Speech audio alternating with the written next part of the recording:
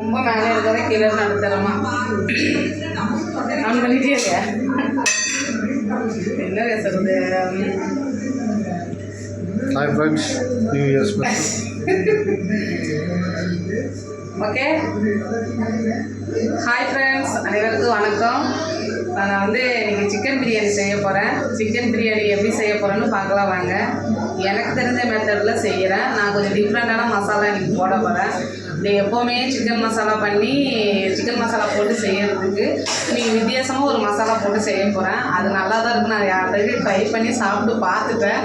அதனால் நல்லா இருக்குன்னு நான் அந்த வீடியோ போடுறேன். மசாலா போடுறப்ப பார்க்கலாம் வாங்க, என்னென்ன போடுறது பார்க்கலாம் வாங்க. தேவையான அளவு எண்ணெய் ஊற்றிக்கோங்க. நான் 1/2 கிலோ கிட்ட சிக்கனுக்கு ரைஸ்க்கு தான் இப்போ பிரியாணி செய்ய போகிறேன். நெய் வந்து ஒரு 2 ஸ்பூன்.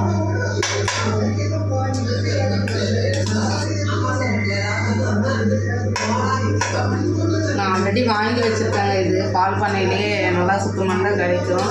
இந்த மாதிரி கிடச்சிச்சுன்னா வாங்கிக்கோங்க, நல்லாயிருக்கும். நெய் கொஞ்சம் நாங்கள் நிறைய சேர்த்தா எங்களுக்கு பிடிக்குங்க. ஸோ அதனால் நான் சேர்க்குறேன்.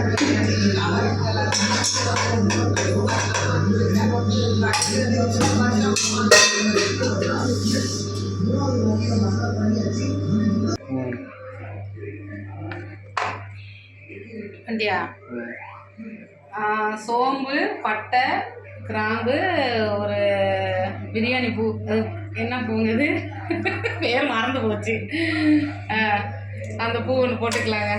வீடியோ எடுக்கிற டைமில் மறந்து போயிருங்க ஃப்ரெண்ட்ஸ். போட்டு பொரிஞ்சு வந்ததும்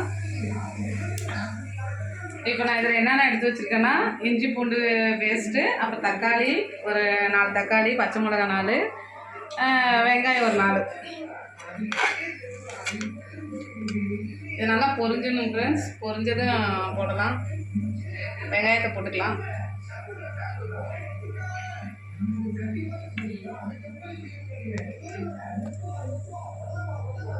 அது வந்து சிக்கன் கொஞ்சமாக கழுவி எடுத்து வச்சுருக்கேன். நான் நிறையா சிக்கன் போட மாட்டேங்க பிரியாணிக்கு. பிரியாணியில் சிக்கன் போட்டால் யாரும் சாப்பிட மாட்டேங்கிறாங்க. அதனால் கொஞ்சம் இந்த வாசனைக்காக போட்டுக்கலாம்.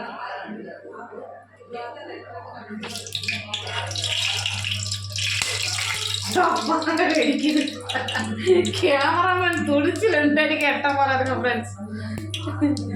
ஏன்னா ஃபோனில் வெடிச்சிட்டு போதுங்க. இருங்க, கொஞ்சம் தள்ளியே வச்சுங்க. ஆனியன் போட்டதுக்கப்புறம் எடுத்துக்கலாம்.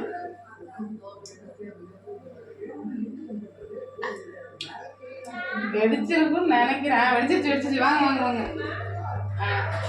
இருங்க, ஃபோனில் தெரிச்சிட போகுது.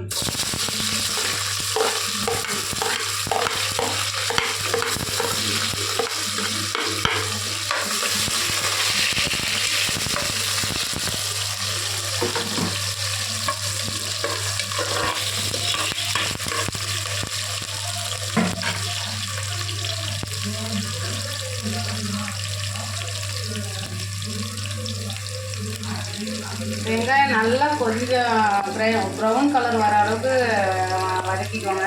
ரொம்பவும் ப்ரௌன் கலர் வருது. ஃபோனை கிட்ட கொண்டு மூஞ்சிக்கிட்ட காட்டாதீங்க, சும்மாவே பயமாக இருக்கும். கொஞ்சம் சமைக்கிறப்ப கிட்ட வந்தால் போதும். கொஞ்சம் பின்னாடி எடுத்தால் போதும்.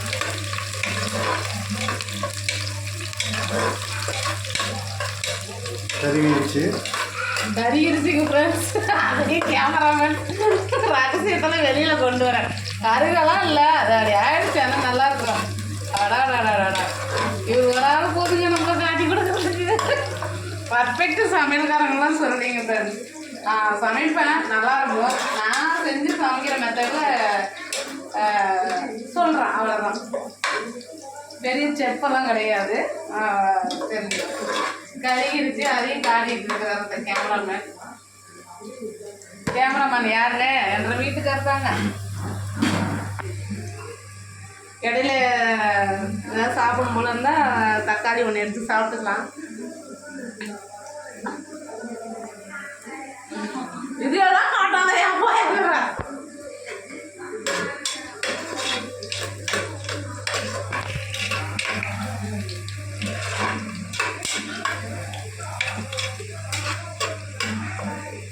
லைட்டாக அந்த கலர் வந்தால் போதுங்க ஃப்ரெண்ட்ஸ்.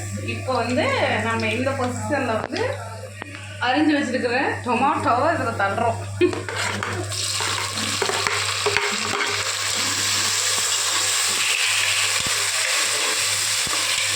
தக்காளி போடும்போது கல் உப்பு சேர்த்துங்க, அப்போ தான் சீக்கிரம் வதங்கும்.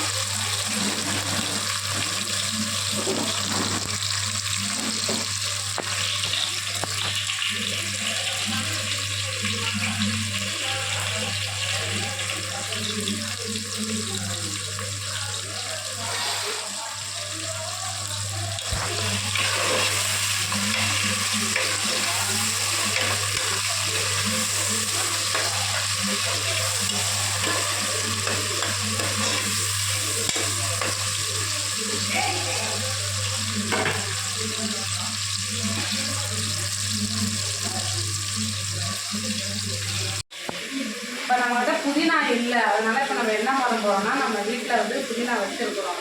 அதை அப்போவே பொறிச்சு வச்சுருக்க வேண்டியது. வதக்கினதுக்கு அப்புறம் தான் எனக்கு ஞாபகம் வருது. எங்கள் வீட்டுக்கார போய் கொஞ்சம் பொறிச்சிட்டு வர சொல்கிறாங்க. அது வரை இது வதங்கட்டும். புதினா லேட்டாக தான் போட போகிறோம். கேமராமேன் வேறு ஒரு நான் முறைக்கிறாரு. திங்கிறதால பொறிச்சு திறந்து வரணும். பார்த்துங்க.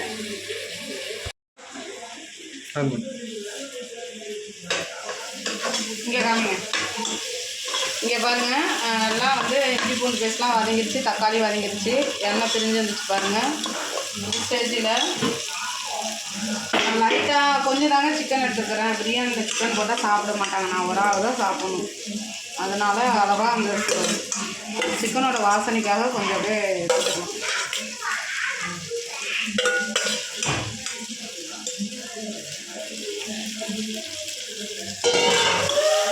இதை நல்லா புரட்டி விட்டுருக்கேன். மஞ்சள் பொடிலாம் போட வேணாம், அப்படியே பிரியாணி மசாலா போட்டு நான் பிரியாணி செய்வேன்.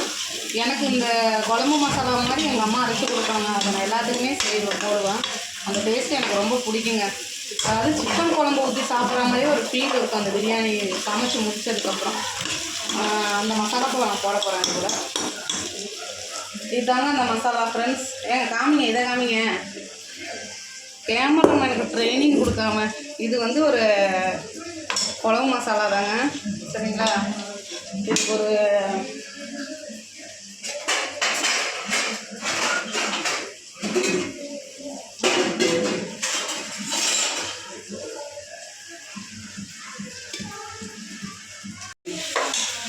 இது வந்து குழம்பு மசாலா ஃப்ரெண்ட்ஸ். எல்லா குழம்புக்கு தான் நாங்கள் சமைப்போம், எங்கள் அம்மா அரைச்சி கொடுப்பாங்க. இது வந்து நான் ஒரு நாள் பிரியாணிக்கு போட்டு சமைச்சு பார்த்தா செம்ம டேஸ்ட்டாக இருந்துச்சு. ஸோ அதனால் நான் இப்போ செய்கிறேன். நீங்களும் ட்ரை பண்ணி பாருங்கள். எனக்கு இந்த டேஸ்ட் பிடிச்சிருக்கு. பிரியாணி மசாலா போட்டு செய்வேன். இதை நான் ஒரு டைம் செஞ்சு கொடுத்தேன், எங்கள் வீட்டுக்காரெலாம் பிடிச்சிருக்குனாரு. ஸோ அதனால் நான் இதை போடுறேன். இது வந்து நீங்கள் மசாலா தேவையான அளவுக்கு போட்டுக்கலாம். பிரியாணி மசாலா போடுற அளவுக்கு நீங்கள் போட்டுக்கலாம்.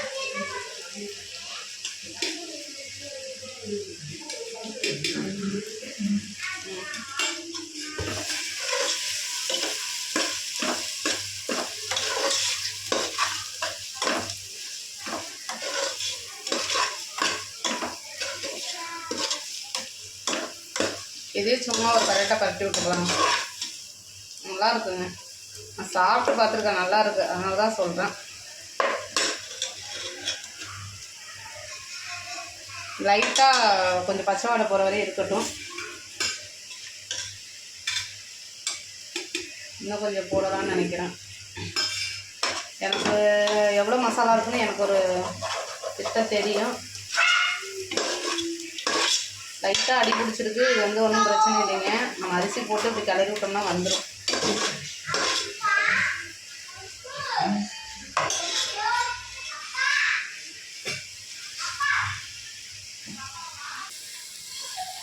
ஃப்ரெண்ட்ஸ், லைட்டாக பச்சை வாடை போகிற வதக்கி விட்டாச்சு. இந்த ஸ்டேஜில் நம்ம அந்த ரைஸை போட்டுக்கலாம்.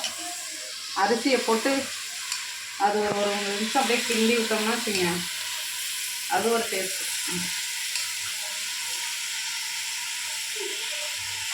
தண்ணி லைட்டாக வடிகட்டிட்டே போட்டுங்க. ஏன்னா நம்ம எந்த அளவில் அரிசி எடுத்துருக்கோமோ அந்த அளவு வளர்ந்துக்கலாம்.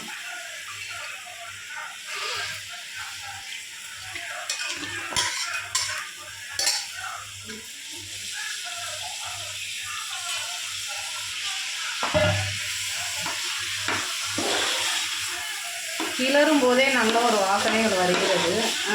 இந்த ஸ்டேஜில் நம்ம புதினாவை வந்து போட்டுக்கலாமா?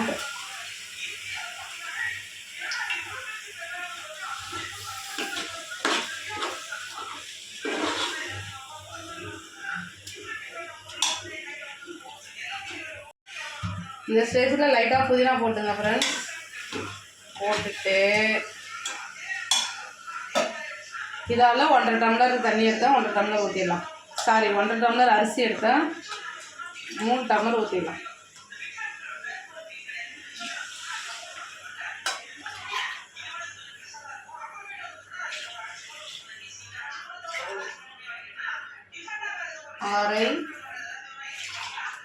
அரை கொஞ்சம் கம்மியாக இருக்குது, தண்ணி குடிச்சிட்டு வரேன். இங்கேயே இருங்க.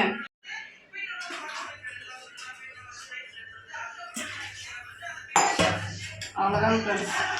நல்லா கலந்துட்டு ஃபைனலாக உப்பு செக் பண்ணிவிட்டு உப்பு போட்டுங்க. இந்த ஸ்டேஜ்லேயே உப்பு போட்டுங்க.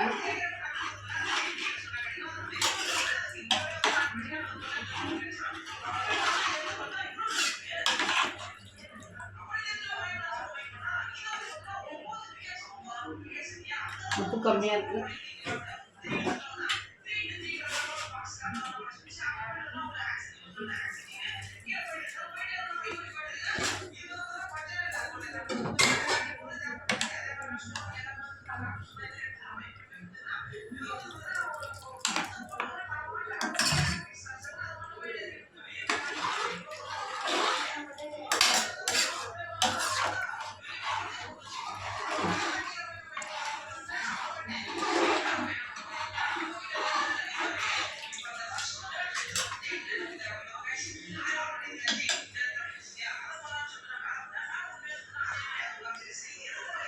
வாய் வச்சுலாம் நைட்டி பார்க்கலாம், உடனே ஃபோன் அங்கே திருப்பி கொண்டு வந்துடாது.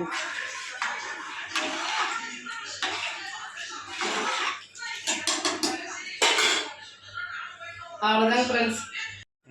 குக்கரை எடுத்து மூடி போட்டு விட்டுருங்க. ஒரு பிரியாணி ரெடி ஆகிடும். எப்போவுமே குக்கர் போடும்போது போட்டிங்கன்னா கேமராமேன் தெரியாதான்னு பார்த்துக்கோங்க. கேமராமேனு இல்லை, எப்போவுமே இந்த ஹோல்ஸில் வந்து எது அடைப்புள்ளாமல் இருக்கான்னு பார்த்து செக் பண்ணுங்கள். நான் ஒவ்வொரு டைம் எத்தனை டைம் செக் பண்ண சமைச்சாலும் சரி செக் பண்ணி தான் போடுவேன். ஏன்னா குக்கர் எந்த அளவுக்கு நமக்கு வந்து அட்வான்ஸோ அந்த அளவுக்கு வந்து ஆபத்து தெரியும். ஸோ இது வந்து நம்ம கேர்ஃபுல்லாக தான் ஹேண்டில் பண்ணணும். ஓகே, இது புது குக்கர் தூக்க மாட்டேங்குது. ஓகே ஃப்ரெண்ட்ஸ், விசில் போட்டலாம். போட்டாச்சு. பிரியாணி வந்து நம்ம 2 விசில். கண்ணை அரிக்கிறது கூட வீடியோ எடுப்பீங்களா? ஐயோ, எடிட் பண்ணிக்க. சரி. அப்புறம் பார்த்தீங்கன்னா ஃப்ரெண்ட்ஸ், அவ்வளோதான். ஒரு 3 விசில் வந்தோடனே ஆஃப் பண்ணிவிடுங்க. 2 விசில் மேக்ஸிமம். கொஞ்சம் நான் 3 விசில் விட்டு தான் எடுப்பேன். என் பையன் கொஞ்சம் சின்ன பையனாக இருக்காங்க, அவனுக்கு கொஞ்சம் விதையாக இருந்தால் சாப்பிட மாட்டான். எங்கள் வீட்டுக்காரர் எப்படி அரிசியாக கொடுத்தா கூட தின்னுப்பாரு. நாங்கள் வந்து அப்படி தான் செய்வோம் ஃப்ரெண்ட்ஸ். இந்த பிரியாணி இந்த மெத்தடு செஞ்சால் நல்லாயிருக்கும். சிக்கன் பிரியாணி மசாலா தான் போட்டு சிக்கன் செய்யணும்னு இல்லை, ஒரு மாதிரி டிஃப்ரெண்ட்டாக செஞ்சு சமைச்சு சாப்பிட்டு பாருங்கள். விசில் வந்தது நான் உங்களுக்கு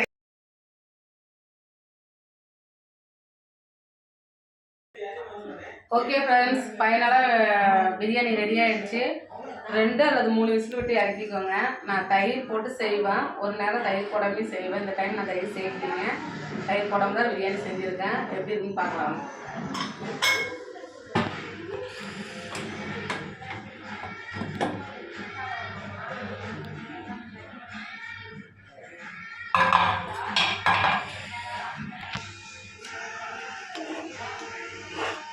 பாருங்க, உதிரியான பிரியாணி. இது சிக்கன் குழம்பு ஊற்றி நம்ம சாப்பிடுவோம் இல்லையா, அந்த ஃபீல் கிடைக்கும் அந்த மசாலா போட்டால். இங்கே பாருங்கள், சிக்கன்லாம் நல்லா வெந்திருக்குதா.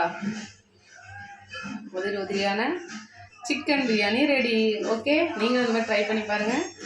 நம்ம சேனல் பிடிச்சிருந்தா சப்ஸ்கிரைப் பண்ணுங்கள். கேமராமேன் பின்னாடி வராங்க. சேனல் பிடிச்சிருந்தா சப்ஸ்கிரைப் பண்ணுங்க, ஷேர் பண்ணுங்க, கமெண்ட் பண்ணுங்க, மறக்காம லைக் பண்ணுங்க ஃப்ரெண்ட்ஸ். தொடர்ந்து நம்ம சேனலை ஃபாலோ பண்ணுங்க. தேங்க்யூ.